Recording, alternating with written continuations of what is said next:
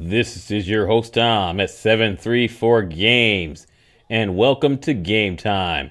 And today we're going to say welcome to the Strange Brigade, because that's what we're going to be covering today. But before we do that, my nephew's getting cancer treatments. His Gofundme is in the description.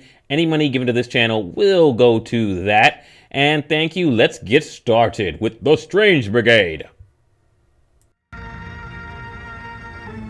The Strange Brigade, on their way to devil knows where, at the start of yet another thrilling yarn of death-defying deading doom. Egypt again, eh? No rest for the wicked. Doom of Sateki. Sateki! That black-hearted fiend. Yes, the infamous Witch Queen of ancient Egypt.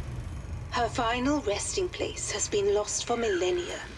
Miss Brownridge's task was to ensure it remained so, but her last communication indicated that Harbin had found the tomb and was about to open it.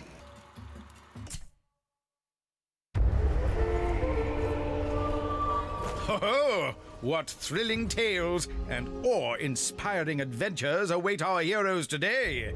Now, this game was created by Rebellion, and these are the guys responsible for Zombie Army Trilogy and Zombie Army 4 and the Sniper Elite games. So you can see that in its DNA when you play this game. You can definitely see that this game has similarities to those games.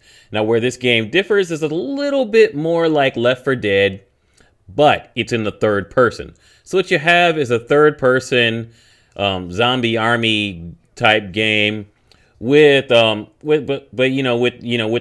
Sniper Elite style shooting.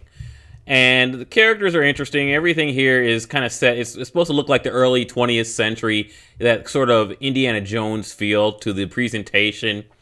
And they do a pretty good job with that. I mean, the Zombie Army games, Rebellion, they call themselves Rebellion Developments, but it's usually just Rebellion when they're when we talk about them in the games community. But anyway, they do a pretty good job doing these more retro feel, giving their games a retro feel. Like Zombie Army Trilogy had a really cool retro feel. That's a fun game, especially if you're playing with a friend. The only thing is, like, when you get too far in the game, you have to have two people. So if you're playing it by yourself, this game you can play by yourself. It seems like you can play by yourself all the way through. It doesn't seem like the type of game where you need another player to play it.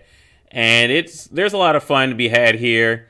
You can choose your character. You got different characters you can choose from, and obviously you have different attributes. But there's you run through a lot of areas. It has its puzzles too, so it's not like you're just straight shooting. Like Left 4 Dead to me felt a little bit more like a straight shooter game, and that was a first person. Obviously, this is in third person, and it has a lot. I mean, it has a lot in common with Left 4 Dead, but it's a Rebellion game. And it doesn't have that it has that Rebellion DNA, not that Valve DNA. So the feel of it is a lot different. Now, I haven't seen the quick time kills in this game like you have in those Zombie Army games, but I didn't use a sniper rifle. I mainly used the the regular weapons, the assault weapon and the handgun. But it's a fun game, and so far there's a lot here to like. Now, obviously, this is my impressions video. I just started this game, and eventually I'll probably get back to this game. I'll definitely get back to this game and play it a little bit more for you guys, so you can see what I think of it really, further on in the game. But I like to show you games like these in the beginning. They give you a good idea how a game, how strong a game starts out, and show you some gameplay to see if it's up your alley, see if it's something you're gonna enjoy. Presentation is decent. They went for like this cheesy, early 20th century film roll sort of, serial kind of, film. I mean, it doesn't take itself too seriously, and they have some really cool looking bad guys and some decent graphics. Actually, the game has really good graphics and is actually very smooth, and you don't need a lot of power to run the game. So, I mean, if you have a decent rig and you want to see something that's going to, show off the graphical prowess of your rig, this is definitely a game I think you're going to want to check out. And it doesn't seem like, I don't think the game is too expensive. Okay, so the game is $50 even right now. I got it on sale. I got it a lot cheaper than that. And the deluxe edition is $80 basically. And you get everything with that. I got the deluxe edition, but I don't remember how much I paid for it. I got it in a Steam sale. So if you get this game in a Steam sale, it is definitely a good deal. But it's not a bad deal at full price. Especially if you got some buddies you're going to roll through this game with. So check out the Strange Brigade with you and a buddy. And I mean, you know, I'm sure you can find there's some other great sites to get games at discounts. So check those sites out, like Kingwin and, and maybe, I don't know, Fanatical or one of those other sites.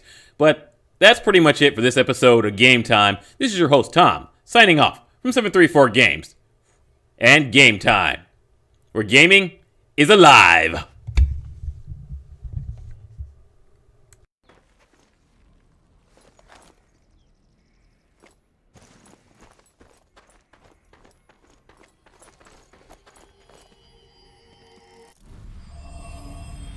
Way ahead open. Onwards, Brigade.